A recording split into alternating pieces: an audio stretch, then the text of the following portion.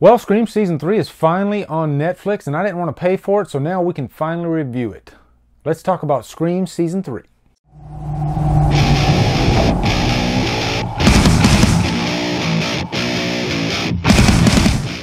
What's up, guys? We're going to review Scream Season 3. There's a lot of drama behind this series because Season 3 has nothing to do with Season 1 and Season 2, which presents a conundrum because why would you call something Season 3 that has nothing to do with Season 1 and Season 2? If Season 1 was completely different from Season 2, then that would be fine. You know, it's kind of like American Horror Story. But no. And also, they didn't close a lot of loose ends, or tie up a lot of loose ends from Season 2. And I was invested in those characters. I really liked where they were going with that series. It wasn't perfect. It was kind of shiny, for lack of a better term, and I think you know what I'm talking about. And this season is the opposite of that. This is not shiny. This is pretty gritty, pretty dark, actually. And I think there's some pros and cons to presenting this season in that fashion. And we will get into all of that. But also, this will be a spoiler review, just so you know. So if you have not seen Scream Season 3, do not watch this review, because there are spoilers aplenty. And there's a lot of spoiler stuff to talk about in this season. I mean, Scream in and of itself is a spoilery type of property because it's a whodunit. And this one is no exception whatsoever. But before we dig deep, I was a bit bitter about this season, and that caused me to not want to pay for it, because I actually did pay for the last 2 seasons to watch them. And I probably would have done that had they continued that storyline, but I think I was just so butthurt over the whole thing that I kind of folded my arms and said, you know what, I'll just wait. But I'm glad I did eventually watch the season, and I hold no grudge against, the young actors that played in this season. They had nothing to do with it. It was not their fault. Really, it's just the producers and MTV and the people with the money, I guess you could say. But fortunately, there are some good things to discuss with this season. First off, let's get into the plot of this. At the beginning, in the first episode, it takes you back about, I want to say like 6, 7 years, 10 years maybe, something like that. But it's when our main character, Dion, was a kid. And his brother, Marcus, one of them is actually in a Ghostface outfit.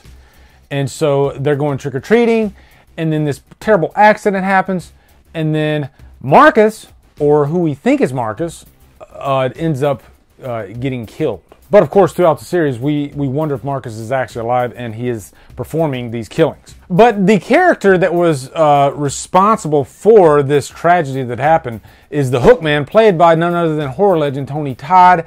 And this is the first of many horror Easter eggs that are in this movie. And really the Scream series as a whole, they pay homage to horror history.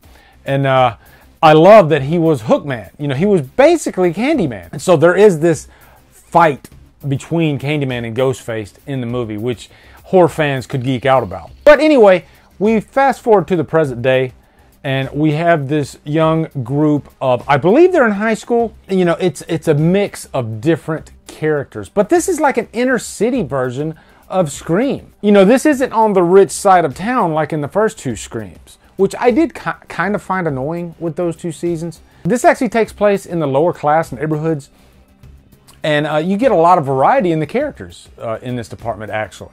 And, elephant in the room, there are a lot of black actors in this story, and I think that works out because one of the things they make fun of is in horror, it's the token black guy that ends up getting killed first, And of course they joke with that in this one. Don't take this the wrong way, but you guys are black. In horror, that's pretty much an insta-kill. But they also joke that, hey, most of these characters are black, so chances are they're going to live. And it is nice that different ethnicities are starting to get their comeuppance in the horror genre. I mean, just look what Jordan Peele has put out with Get Out and Us. But you still have those character tropes. You have the gay character. You have black characters. You have this goth character named Beth, who happens to be probably one of my favorite characters in this movie because she is the horror fan. She is a dyed-in-the-wool horror fan. She's one of us. And she's a fun character because she constantly presents all these horror tropes throughout the franchise. There's even one scene where she says, "Jump scare? Seriously?" And I died laughing during that scene because one of the things that's constantly made fun of these days with horror movies, or I guess one of the biggest complaints, is jump scares. And really, there are very few jump scares in this whole season, actually, if I'm being honest. And I guess that just goes to show that you don't have to do that.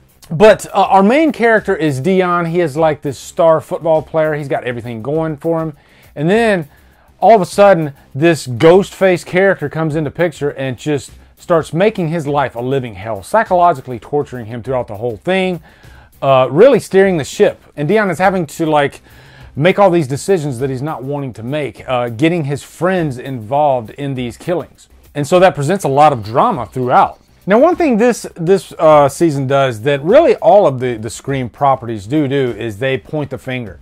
They stress certain characters to try to make you think that they are the killer. And the love interest of this movie, Liv, she is the one that they really stress. Like, they stress almost too much to where you think, okay, there's no way she's the killer. And then there's a point where I thought, well, maybe they are trying to just tell us that she's the killer, because in Scream they do have two killers a lot of the time too. So at least maybe she's one of the killers. And they did surprise me in the end. By the way, spoiler review again, that she ended up not being the killer. And I thought that scene was handled actually brilliantly, and we will get to that. But you also have this character, Kim, who is this really spunky, cocky, fun type of character. And she was best friends with Manny, who was the gay character of the story. And he is one of the first to get killed, actually. And I'll say from like an acting standpoint, it's not all perfect. I tell you that right now. But there is some scenes that are pretty good. And there's one scene involving the character Kim that I thought was handled really well, actually. A lot of emotion in that scene because she's lamenting the death of Manny. But, as far as like acting and characters, there were a few characters that I really enjoyed in this show, especially the main character, Dion, because, this was a character that you definitely needed some acting chops to handle because he was going through all these emotions with the loss of his brother. And then ultimately, in the end, we find out that he actually is Marcus. And I'm about to give you a quick little spoiler for us, so if you haven't seen that, close your ears for like 10 seconds. But it's very similar to what they did with us at the end of that movie, actually, with the main character swapping. But it completely surprised me in this. I didn't see that coming at all. Now, before I jump into the cons, I definitely have to talk about that freaking last episode and that last act, which was I handled very brilliantly, actually, because up to that point, I was thinking this show's, it's only okay, but it's nothing special. There are some annoyances about it. But I think they really swung for the fences in the last act, especially in terms of satisfying horror fans. Of course, we find out that Beth is actually the killer, and it really surprised me too, because at first, Liv actually attacked Beth. And so automatically you think, oh, okay, Liv is one of the killers. And of course, Dion's brother, Jamal, we find out that he is also one of the killers. But ultimately, Beth orchestrated the whole thing. She was such a horror fanatic that she took it that next step and wanted to become a serial killer. And so she used Jamal to do that. And I like her motive in this. It's so simple, and it makes it even scarier if you think about it, because there was no like personal connection. She was just completely batshit crazy in the head. That means I survived, right? See, I used to think that. Then I realized horror isn't about the victims. I mean, why do you think the franchises last so long? The body drops changed, but the killer always comes back for more. The killer's the real hero of the story. But especially throughout that episode, I loved all those little horror Easter eggs, especially the one with the Shining. I mean, they literally directed the scene much like the original.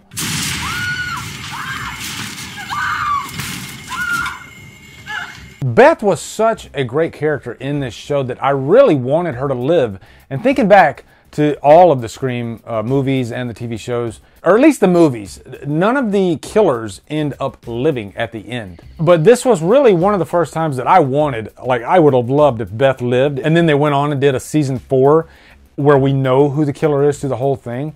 I think that would have been awesome. That's how much I liked that character of Beth. And I like the part where she's talking about how, like, for instance, Michael Myers, it's always a different actor behind a mask. But she is actually wearing her real face. She is the killer.